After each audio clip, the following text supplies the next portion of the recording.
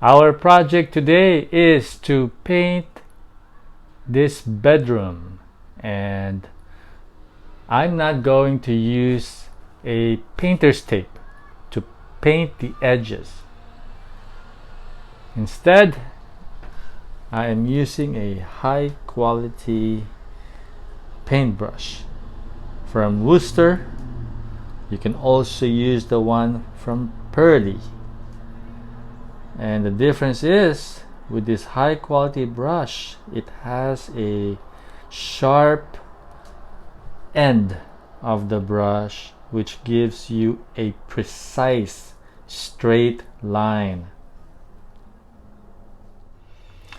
First step is dip your brush and dip it 1/4 inch dip, not too much paint. Okay,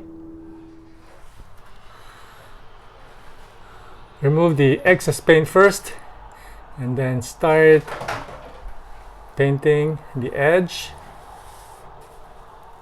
This is between the wall and the ceiling, and that sharp end of the brush is providing you a straight line.